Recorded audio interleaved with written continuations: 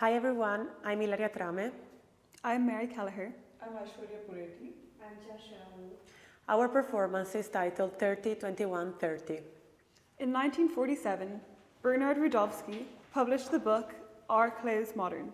The result of a reflection on the human tendency to alter and modify areas of the body according to the fashions of the time.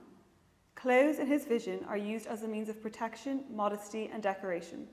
He argues that decoration is the one that relates the most to the body's characteristics, almost arriving at resembling an obsession. The book was published as a consequent analysis derived from the homonymous 1944 exhibition held at the MoMA Museum in New York, which Rudovsky curated. On that occasion, he managed to create a visual parallelism between ways of dressing the body and their related problematic to the human figure. In other words, he showed the audience what a body should look like if it was to adapt to the rules of the reigning fashion of the time. Are Clothes Modern attempts to question this relationship, illustrating how this dichotomy has always been present in human history and how absurd some fashion norms tend to be for the body's nature. Taking Rudovsky's Are Clothes Modern as our curatorial lens, we attempt to juxtapose the physicality of our object and the one added by its wearer with its possible thematic interpretations. The performance will be constructed as a continuous parallelism between the two storylines. The Duchess of Windsor wore and owned our Dior 1952 Palmar dress. The designer of the object and its original wearer raised certain questions that we aim to display with this performance. The issue of body, and more specifically of the ideal female body. The issue of royalty and imperialism of taste, which draws its origin from the inspiration of the new look silhouette of our garment. And the issue of romance that permeates the life of the Duchess and the usual Dior customer, both idealized characters. Expliciting all these elements helps us reread the story behind the object. In applying the filter of the Duchess of Windsor and the methodology of Rudovsky, we gain a different perspective on the ideal Dior woman and the mythical royal figure. We question if Dior clothes have ever been modern and where this vision stands today. Femininity and feminism have always been a focal point for the brand's identity. But how has this vision evolved in time? From this moment on, Mary will narrate the Dior dress and Wally Simpson. I will narrate instead the consequent interpretations. The dress is from Christian Dior's Autumn-Winter 1952-1953 collection and is titled Palmyre. It was a gift from Wally Simpson, or the Duchess of Windsor as she is commonly known, to the Musée Galliera on the 18th of November 1971. It was stored in the costume department with the description of short dress, strapless bodice, princess cut with a kneel in the back, boned bodice, centre back closure. The dress is composed of Sudanese glacier blue acetate satin with a lining of white tulle petticoat and a silk crepe skirt. The embroidery consists of rayon threads, glass beads, sequins, fine pearls, and white and blue rhinestones. Dior's new look was released to the public on the 12th of February 1947, with the aim to revive the French fashion industry after World War II. Signature feature of this look included cinched waists that flowed into dramatic wide skirts and tailored jackets with soft shoulders in royal shades. These bourgeois skirts created the illusion of a smaller waist, which worked well with Dior's plan to accentuate an hourglass silhouette. We created this mannequin to show the body type which was required to fit the Dior standards. The mannequin doesn't show the dress, but in this case, the ghost of our dress. It aims to demonstrate how the new look was the most uncomfortable silhouette for women to wear. Women were seen as mere adornment. The extravagance of their clothes served to demonstrate the wealth of their husbands. Dior even states in his autobiography entitled Dior by Dior that, while wearing his designs, women suddenly remembered that they are there to be looked at. The Duchess' measurements were a 30-inch bust, a 21-inch waist, and 30-inch hips. She is famed for her quote, Never too rich, never too thin. The motto required for such a silhouette. Here is a picture of Wallace, taken by the photographer Cecil Beaton. In the words of Cecil Beaton from the book Beaton in Vogue, her general appearance has become infinitely more distinguished. Not only is she thinner, but her features have acquired a refined finesse. She is unspoiled. She is like an ugly child who wakes up one day to find that it has become a beauty. But she herself has created this beauty by instinctively doing the right things. She is not able to pose in the flamboyant gestures of the professional beauty without shyness, but her gestures are simple and compact. She occupies a small amount of cubic space in the room, standing on one foot, her arms folded, or she folds herself up on the floor. Her taste in clothes shows always a preference for bold simplicity, and her jewellery, especially for day, is extremely modern. Though again, the bracelet of little crosses is a surprise. She is the antithesis of pernickliness, but she is tidy, neat, immaculate. Her hair, like a Japanese lady's hair, is brushed so that a fly would slip off it. She is conscious of the corners of her mouth and frequently reassures herself that they are there. She has a little brush in her bag for her carefully shaped eyebrows. She has a mole in the right side of her mouth, which typically she converts into a beauty spot. The Duchess opted for extravagant dressing even at a time of austerity and financial recovery.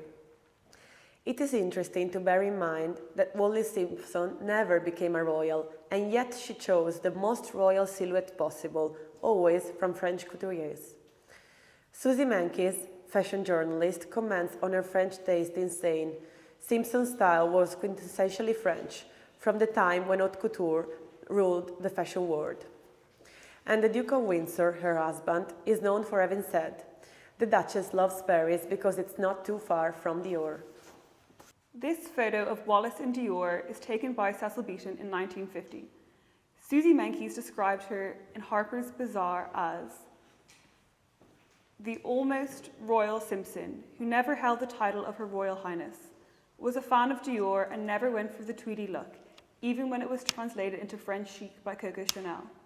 As the Duchess recalls in her memoirs, I had some difficulty adapting myself to the English lifestyle, and she thought that her style represented to her sisters-in-law and their friends the typical product of an American from the 1920s.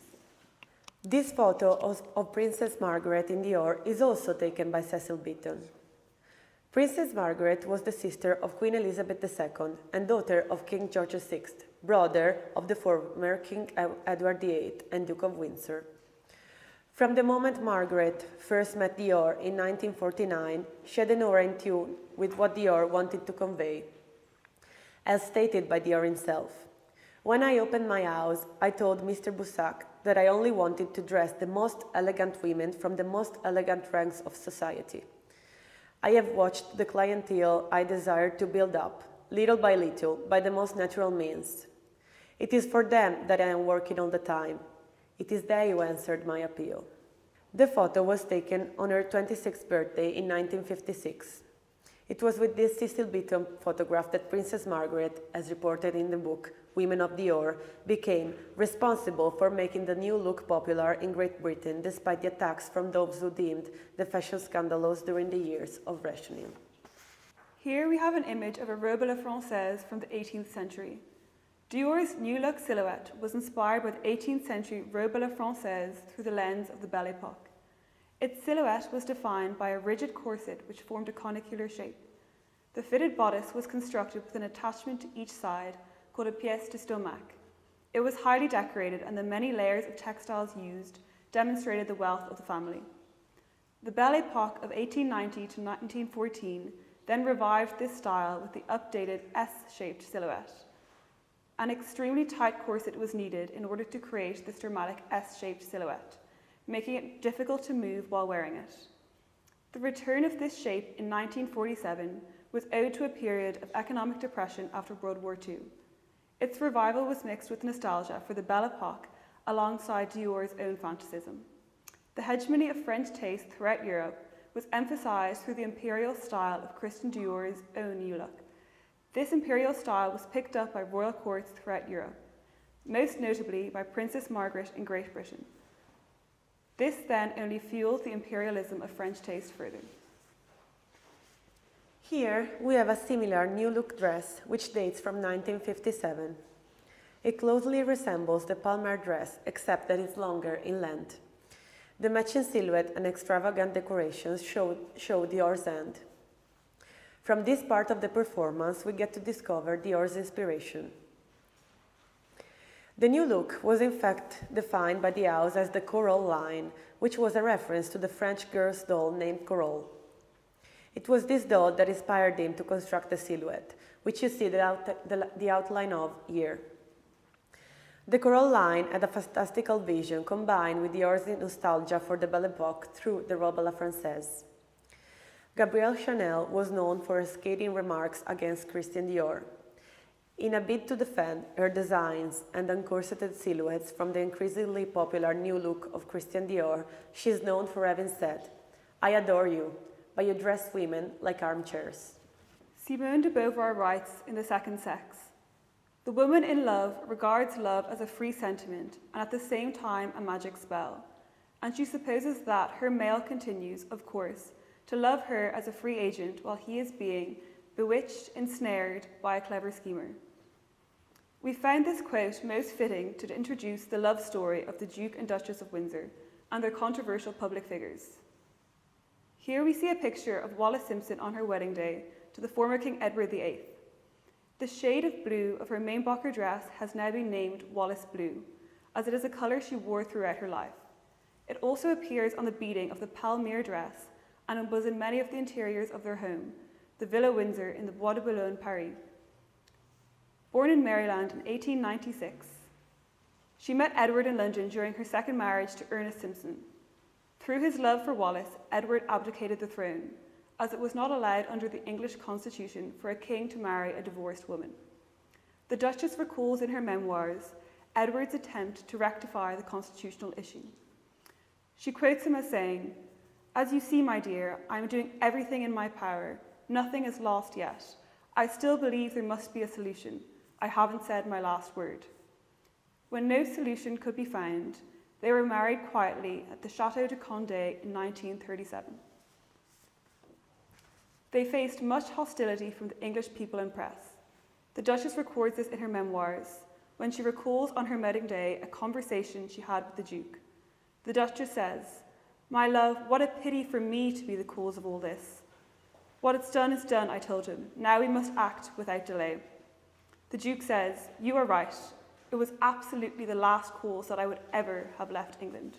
The tensions between the Duke and the Duchess and Great Britain heightened during World War II. They reached a climax with the discovery of the Margaux files. The files revealed plans for a plot named Operation Willie, which was to be orchestrated in 1940. They aimed to persuade the Duke of Windsor to move to Germany, to side with the Nazis, and to force the UK into a peace deal. The plans also show the possibility of a plot to reinstate the Duke as king and Wallis as the official queen, in exchange for the free movement of Nazi forces throughout Europe. Most controversially, they included a letter from the Duke encouraging, and here we quote, "relentless bombing attacks on the United Kingdoms to force them into peace negotiations." Here, we have an example of the modern-day royals and the press. Oh, about certain things, yes, I wish it could have been different. But I mean, I'm extremely happy, and naturally we've had some hard times, but who hasn't? So you'll just have to learn to live with that. Duchess, what is the secret of keeping and looking young? Oh, I don't know. I'm not the secret yet. I think happiness is a great secret, too. How you feel and look, perhaps. We've been very happy. Oh, yes, I have.